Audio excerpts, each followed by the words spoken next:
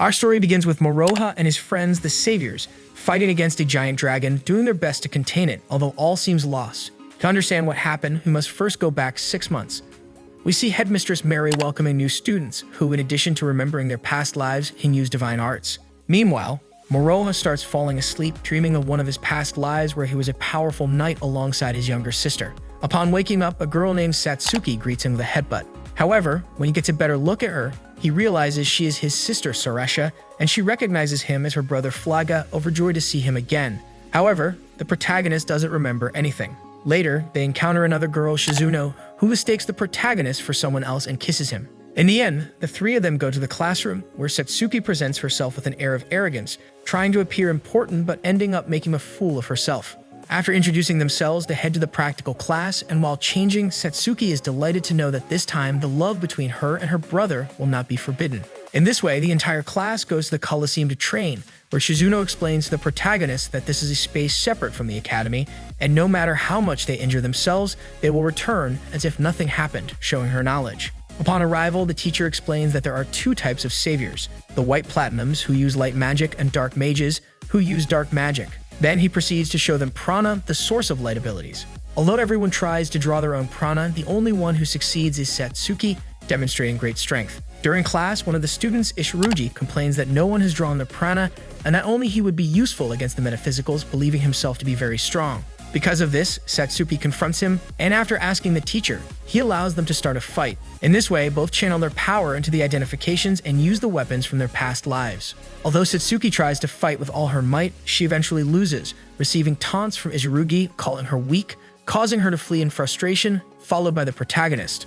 After class, they meet to talk, where Moroha tries to cheer her up, but she starts opening up to him, revealing that her old home was always attacked by Metaphysicals, but she didn't feel alone because she had memories of her past life, and she believed that by coming to the school, she could find her brother. That's why she was acting so strangely, just to get his attention all the time. At that moment, Shizuno arrives and tries to seduce the protagonist with her charm, irritating the girl. In the end, she runs off outside, and Moroha realizes that the other girl was actually with him to help her sister feel better. Similarly, the protagonist goes to Ishirugi, taking him to the Colosseum to start a fight, asking him to apologize to his sister.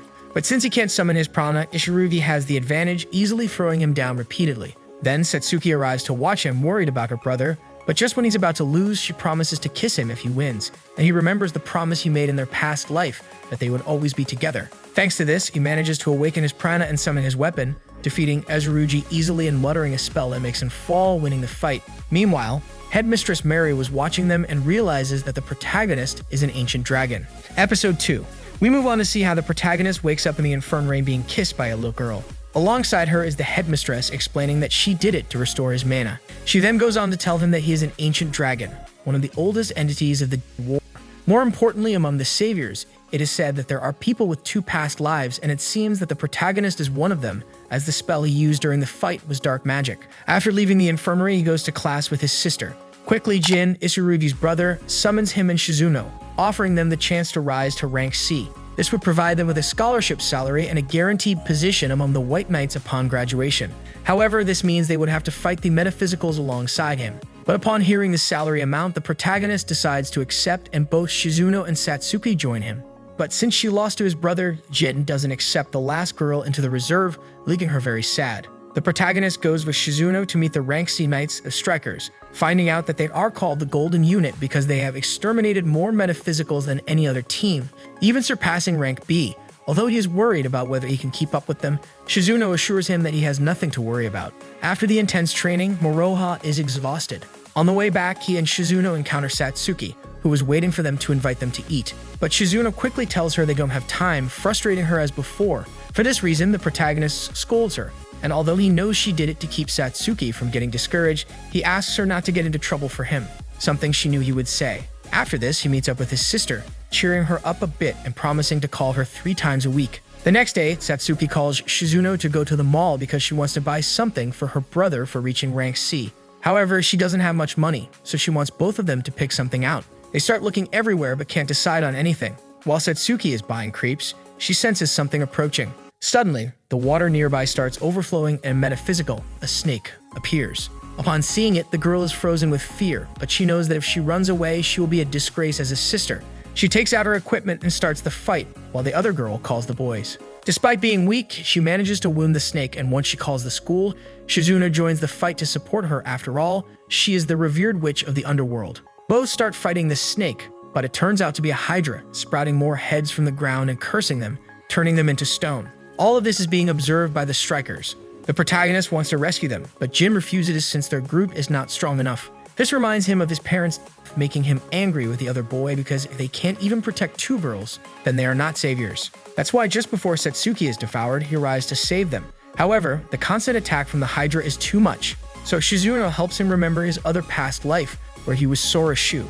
As he does, the protagonist starts writing a spell, enhancing his sword and easily defeating the Hydra. After the fight, Jin asks Satsuki to join his group because she wanted to protect people despite being weaker, same as Moroha. Episode 3. Then see how the protagonist and his friends gather in a cafe, where Shizuno clarifies to the protagonist that he is the only one who could defeat the Hydra aside from the 6 heads, who are the 6 S-rank knights and the strongest among all. At this moment, a man enters the cafe and requests a very specific type of tea since he is from England. This irritates Satsuki, so she serves him a horrible tea that makes him furious. While the protagonist is about to pay for the tea, he notices that time stops, or rather, how fast the man moves. He is on the verge of punching the protagonist but suddenly stops, disappointing him.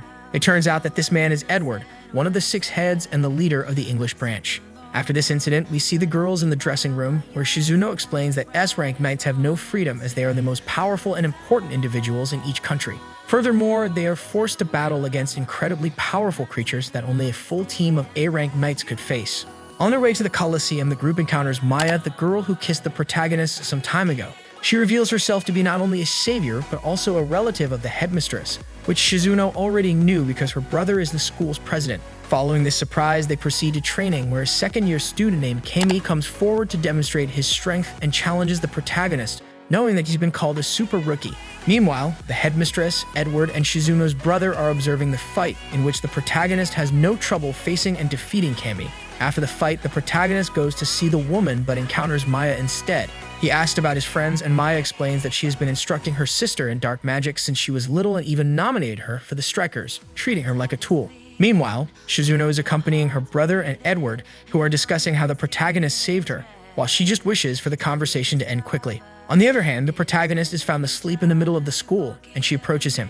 At this point, we see their memories when the protagonist was Sora's shoe, who froze an entire kingdom and was Shizuno's partner. He awakens, touches her, and recognizes her as the witch of the underworld. We then switch to Edward, who is talking to his driver, knows that Shizuno's brother is hiding what happened with the protagonist. However, he is aware that making a wrong move could lead to a political conflict. At night, Shizuno finishes preparing for a dinner, and when she arrives with her brother, she sees the protagonist all dressed up to accompany her. During the dinner, her brother tells the protagonist that the requirement to become an S-rank knight is to defeat a metaphysical that a regular person normally couldn't, as he did. He encourages the protagonist to do it because it would be the best way to make amends for their uncle. However, Shizuno tries to stop it, knowing that if he does it, he won't have freedom. After dinner, the protagonist accompanies her to her room, and here she dreams of her past life when she met the protagonist and how they both lived freely. On the way back, Moroha realizes that he is being followed, and once he's alone, he starts to fight against his stalker, discovering that it's a girl. Just as she's about to reach him with one of her attacks, he remembers another spell from his past life, allowing him to defeat her. Episode 4. Upon learning this, Edward informs Shizuno's brother that he won't accept the protagonist as an S-rank, so he'll try his luck with the girls instead. Meanwhile, when the protagonist returns to his room, he finds out that Maya will now be living with him at the headmistress' request, leaving him worried that the police might come after him.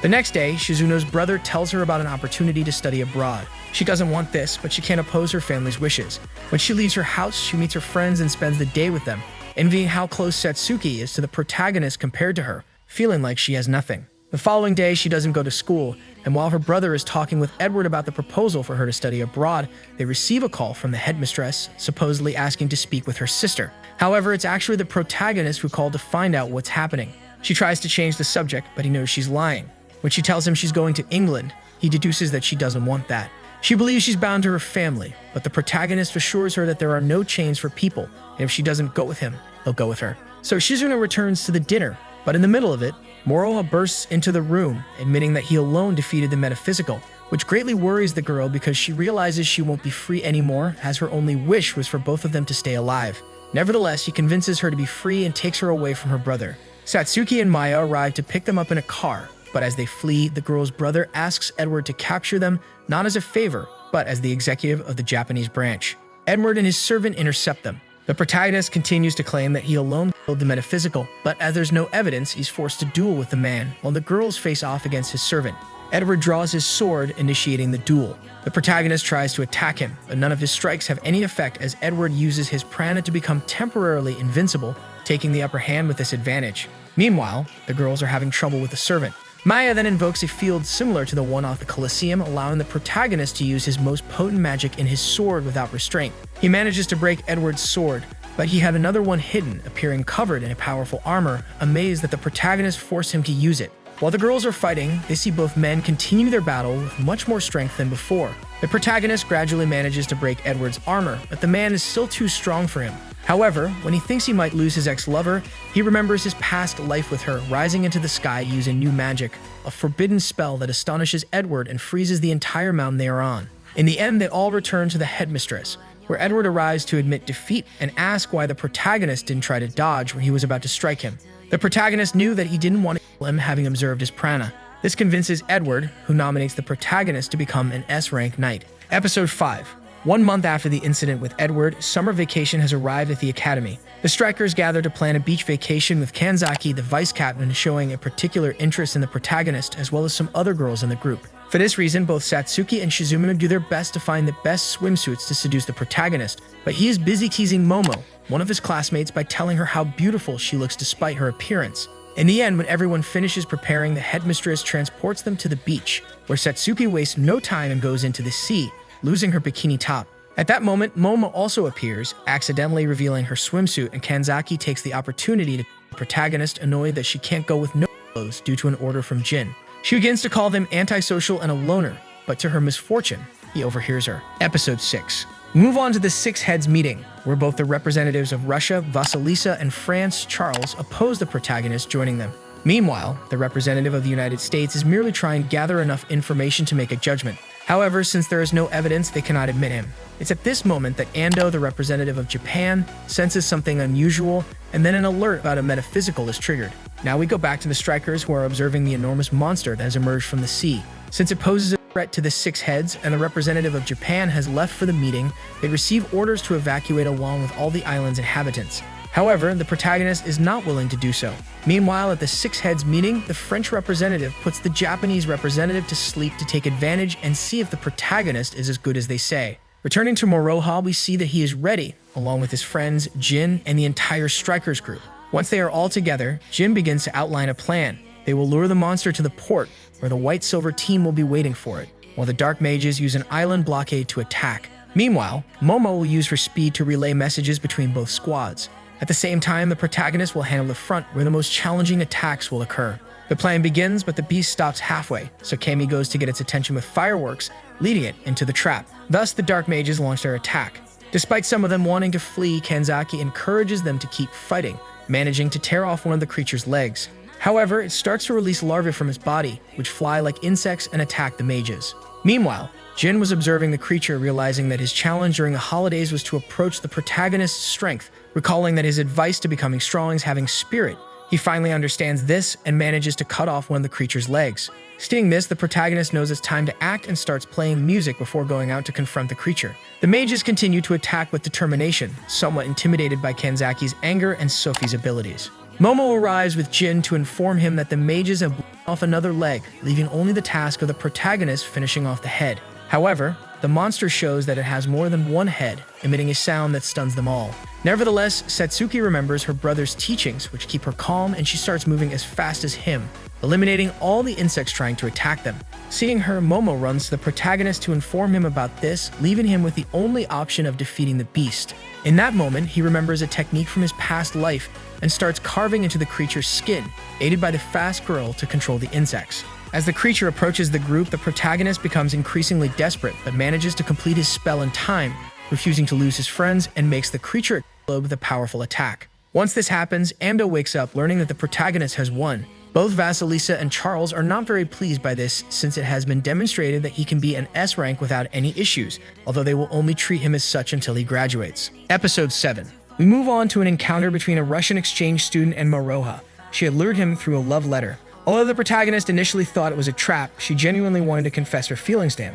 However, since he doesn't know her, he rejects her, leaving her depressed. Instead, he suggests starting as friends. After this first impression, the girl introduces herself as Lesia in class, revealing that she has no parents but does have a brother. Her last name was given to her by the institution that raised her.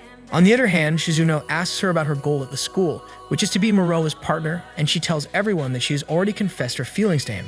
This annoys the girls, especially Satsuki, who tries to get Lesia to reveal her feelings for him or what she likes. But the Russian girl admits that she fell in love with him at first sight, and the other girls don't have great answers either. Later, the group goes to watch a match between their classmates, and they discuss the new student. The headmistress also arrives, asking them to treat Lesia well regardless of her race, ethnicity, or nationality. In the middle of the conversation, said girl is watching them from the entrance. After the practice, she approaches the protagonist and his friends, asking him directly to go on a date the next day. He agrees, but his sister has not allowed them to go alone, so she will accompany them. Shizuno, on the other hand, decides to stay out of it. Returning to the present, Lesia arrives dressed as a Neko maid, trying to act clumsily for him. However, instead of impressing him, she just confuses him, embarrassing herself so much that she gets depressed again because she heard from a reliable source about this costume. Still, the protagonist encourages her, and then he finds out that Satsuki cannot attend the date because she has to help Sophie, who broke her arm during practice. This leaves the protagonist alone with the girl, and they start walking together as if they were a couple. Along the way, they see a fast food restaurant, and since she seems very interested, they decide to go in.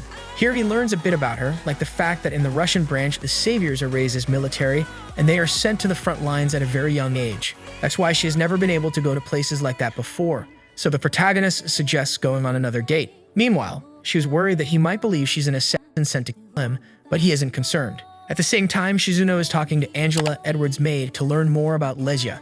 As their date progresses, the girl becomes increasingly clingy. Angela then tells her about an incident with Edward when Lesia attacked him, revealing that she is a man-eater, which means she's a savior who kills other saviors. Back to the date, they stop for a moment to chat, and the protagonist tells her that he also doesn't have parents, but has his uncles, and appreciates them a lot. At night, Lesia receives a crow that Conrad speaks through, asking her to continue seducing the protagonist until she becomes his weakness. In return, he promises to speak to the Lightning Princess so she can see her brother. On the following night, Shizuno sends a letter challenging Lesia to a duel, knowing she's a man-eater.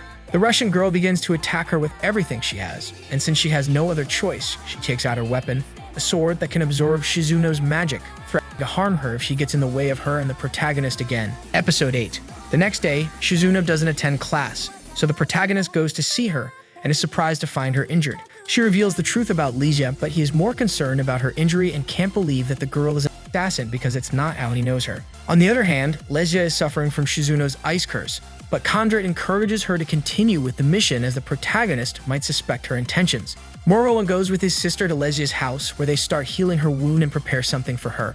He also mentions that he knows about the fight between her and Shizuno. At night, the girl has a dream about when she was a baby and wakes up in tears, realizing that the protagonist hasn't abandoned her. After this, Maya arrives to join them, asking Lesia about her relationship with the protagonist. In the following days, the school students come to help cheer the transferred student up while the protagonist heals her wound. Gradually, she forgets her mission and feels worse about wanting to be the protagonist. Sophie encourages her to stay with the Japanese division, but Lesia doesn't want to abandon her brother. So as soon as she has the opportunity, she asks the protagonist to have another date. They go on a date again, but this time she is much more distant than last time, and she brings her battle outfit and weapon, ready to kill the protagonist. Upon learning of this, the girls go to help him, but Sophie blocks their way because she wants the protagonist to deal with the girl. Satsuki manages to buy some time for Shizuno to catch up. Meanwhile, the protagonist is having trouble dealing with Lesia due to her sword's prana absorption, putting him in a difficult position.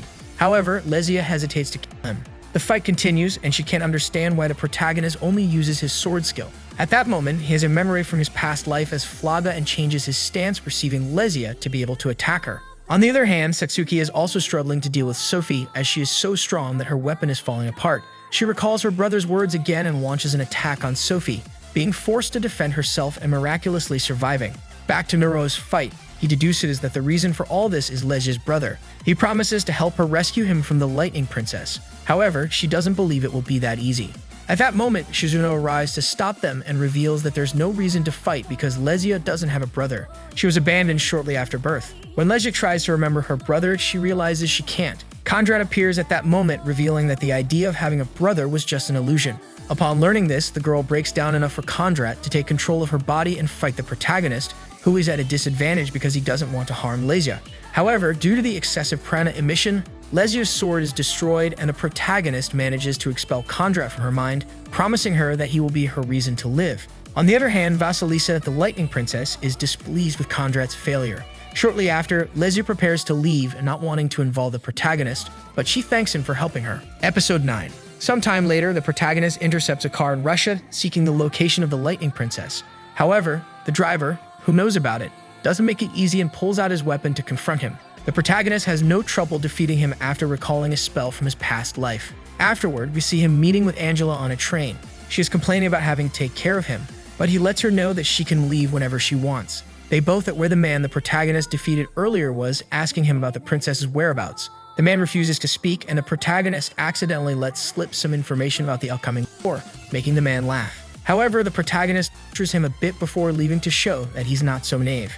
He does this because he knows finding the princess won't be easy, so he has to go against the district heads one by one to avoid problems. However, Angela is more concerned about the strong loyalty they have towards the princess, though the protagonist doesn't mind because he won't kill anyone. Instead, he will let the princess do it for him, which surprises Angela. On the other hand, Bernard, the man defeated by the protagonist, has arrived with the princess to tell her what happened. As she dislikes failures, she kills him and mobilizes her servants to go after him. Meanwhile, the protagonist and Angela are sharing a room on the train, but in the middle of the night, it stops and he sees Angela talking to someone before making the train move again. We switch to the girls where Satsuki and Lesia are arguing about who is the older sister of the protagonist, as he told Lesia that she would be part of his family. However, Shizuno intervenes, reminding them that Moroha is fighting a war alone, so it's better to get along to make him happy. Both take her advice, starting to laugh together as friends. After leaving school, the group meets Maya, and they are all worried about what the protagonist is doing. Meanwhile, he is destroying one division after another in his path. Upon reaching the last division, he senses that 8 people are following him and Angela, so he engages in battle, leading them to a more secluded area away from the city and leaving Angela alone. In the forest, the protagonist receives a surprise attack from Kurson, the leader of the group. Kurson knows that if they fight, most of them will die, so they only ask him to retreat in peace, as they don't want to fight. One of his companions reminds him that they have orders from the princess to kill him, so they have no choice but to fight against the protagonist. In the midst of the battle, he learns that the princess falsely accused him of killing Bernard, and now they are there for revenge.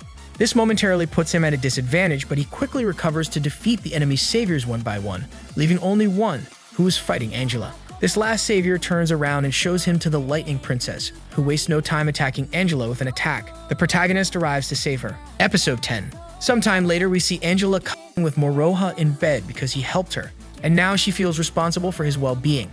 At that moment, one of the saviors who had fought the protagonist the previous night arrives, and she is confused when she sees them in clothes. After clearing up the misunderstanding, the girl introduces herself as Ketchia. She explains that the protagonist didn't try to kill any of her comrades, so she's there not to kill him, but to ask for his help in saving her friend Yuli from the Lightning Princess. The 3 of them board the train to continue their journey. Keiga tells them that the saviors the princess takes in are people without families. She makes them fight each other, and the survivors become her bodyguards, similar to what happened to Lesia. After Keisha shares her story, Angela makes another call to inform someone, thinking that this is why the protagonist didn't want to kill. However, he clarifies that he didn't know this would happen either and only trusted that there were good people in Russia, surprising Angela. Upon reaching their destination, the protagonist knocks out Keisha so she won't follow them, as her country will need her later. Along the way, he asks Angela not to interfere in his fight against the princess because he doesn't even know if he can protect her while fighting. Finally, he arrives at the princess's location, ready to begin the battle. She responds by summoning an army made of lightning. This initially surprises the protagonist, but he quickly adapts to fighting against them due to his military skills from his past life. Seeing this, the princess decides to attack using the same method, sending her saviors after the protagonist. Since he cannot kill any of them, they take advantage and attack him with all their might, leaving him at a great disadvantage and on the verge of losing. At this moment, Angela appears, ready to defend the protagonist, but she is not alone. Katsuya has also arrived to help, along with Satsuki, Shizuno, and Lesia. The last girl asks the Russian saviors to stop fighting for the Lightning Princess and to be free. Katsuya then approaches Yuli, but she can't remember her no matter how hard she tries until Lesia removes her pendant, freeing her from the princess's control. This way, the Russian saviors join the protagonist group and start fighting against the Lightning Army. Seeing this, the princess starts singing, summoning a massive lightning storm from which a giant is formed. This forces the protagonist and his group to go on the defensive, as the giant is so powerful that even the protagonist, combining his powers with those of his friends, can harm it. Just as the giant is about to launch another attack, the protagonist manages to remember another forbidden curse of Sora's shoe, and with it, he summons a great amount of water that engulfs the lightning creatures and weakens the giant, eventually defeating the princess. This causes her bodyguards to flee, as they are more afraid of the protagonist than of her. However, she still refuses to give up and tries various methods to defeat the protagonist, which only annoys him further. Despite this, he gives her a warning not to take anything from others again, making her realize that she has been defeated, and she surrenders. Episode 11. After the battle, the headmistress receives news of the protagonist's victory, informing everyone that he will return the next day as he needs a day to use teleportation. Meanwhile, the protagonist is in a sauna with the girls, who are intrigued by what Angela and the protagonist did together while they were alone. Then Satsuki and Lesia start fighting again, beginning a competition to see who can endure the sauna heat the longest, with everyone else leaving except Shizuno and the protagonist. During their competition, they do everything they can to tire each other out, such as exercising or arm wrestling. Satsuki wins the competition, and both of them collapse at the end, saved by Shizuno's ice, though they end up catching a cold. Upon leaving the sauna, Shizuno lets the protagonist know that Angela had always been informing her, implying that she had been the one he had been talking to all this time. She then asks him not to leave them behind anymore. The protagonist takes the opportunity to tell her about a strange dream he had during his journey, where he fought against a monster that took everything from him. He believes it's a memory from the past, but Shizuno thinks it might be a premonition, worrying them both. The next day, while everyone is returning through the portal, Ando feels a sudden pain, indicating that a metaphysical is approaching, so the protagonist has to stay behind to face it. This saddens Maya greatly, as she missed him a lot. What's worse is that Ando, even after the protagonist defeats the metaphysical, falls unconscious, giving Edward a bad feeling. Meanwhile, Satsuki, seeing how lonely Maya feels, suggests that she sleeps with her at night, and they do. However, at that moment, all the other girls start arriving one by one to have a forced sleepover. They quickly start a pillow fight, with the host fiercely fighting against all of them until they all fall asleep. At night, Maya can't sleep and Satsuki can't either. At that moment, the last girl has a vision of the same beast that the protagonist saw, but she doesn't pay much attention to it, and along with Maya and Shizuno, wishes for the protagonist to return quickly. In the morning, Ando wakes up in an even worse condition than before, letting Edward know that what's coming isn't a normal metaphysical, but an ancient dragon. Shortly after, a hole opens in the sky from which the same dragon from the protagonist's dreams emerges, forcing everyone except the strikers to evacuate. They all prepare for the upcoming battle, with Jin informing them that, in addition to evacuating all the civilians, the headmistress is escaping to bring the protagonist back, while they will stay to protect the school and wait for Edward to help them. Angela joins them, and after reciting their motto, they set up an ambush. Once they are ready, the dragon flies over the area. Realizing they want to ambush it, it flies high and begins shooting fireballs at the group, forcing them to retreat. Meanwhile, the headmistress can only watch the chaos from afar. During the battle, the dragon manages to spot Satsuki among them all, and as she flees, she stumbles, giving the dragon an opportunity to catch her. However, just as it is about to do so, the magicians stop it by launching many attacks. Nevertheless, the dragon quickly conjures a reverse curse, nullifying the attacks. This not only shows that it can stop attacks, but also use them. On the other hand, Moroha is observing all of this from Russia, recalling all the times when the same dragon took everything he loves, pursuing them even after they are reborn, both him and everyone else. Episode 12. Returning to the battle, the dragon attacks the saviors furiously, leaving many of them injured and disrupting Mary's spell for the portal. Having to leave the task of bringing the protagonist to Maya, knowing that she is capable of doing it. She begins writing the spell, but the dragon tries to stop her. It's at this moment that Edward arrives, saving her and joining the fight. Meanwhile, Moroha has finally arrived. Maya and Angela are worried about the ancient dragon, as with all its power, it could have annihilated them in an instant. However, it seems to be toying with them, which concerns Angela even more because it implies that the dragon is more intelligent than it appears. Satsuki rushes to lure the dragon away and save Lesia, but just before it catches her, the protagonist appears to defend her. Seeing the protagonist's arrival, everyone is encouraged to keep fighting, but he warns them to stay away, especially Satsuki and Shizuno. He is furious with the dragon for taking everything from him. Thus, he begins to battle the dragon, but since spells are ineffective, he is forced to rely solely on prana, enduring the dragon's fire and even the same attacks from the metaphysical creatures he has defeated. Satsuki wants to go help him, but Shizuno stops her, realizing that the dragon was waiting for Moroha. At that moment, the monster teleports behind him, launching an attack that turns him into stone. This triggers a memory in the protagonist of when he lost both of them. He becomes so enraged that he transforms into a malevolent beast.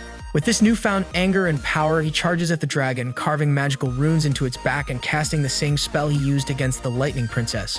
However, Angela knows that attempting this will erase the entire city, but the protagonist doesn't listen and activates the spell. Meanwhile, Satsuki is asleep and someone encourages her to wake up because her brother is still fighting. The same happens with Shizuno as someone taunts her for falling so easily. Both are urged to remember. Now it's her turn to set him free. Both of them remember, and just before the protagonist destroys everything, they recover and appear as their past selves, pledging to always be with him. He makes them realize that even as Flavic Kensei and Sora Shu, he is also Moroha Hamura, embodying all of his lives in one body. Meanwhile, Kami managed to heal all the wounded, and the strikers begin to clear a path for the protagonist through the dragon's attacks, giving him the opportunity to cast a spell. The dragon realizes this and tries to eliminate him, but Angela prevents it by attacking its eyes. This gives the protagonist enough time to complete his spell, making his sword more powerful than ever and releasing an attack so strong that it vanquishes the dragon. Once he does this, Endo awakens, knowing they have won.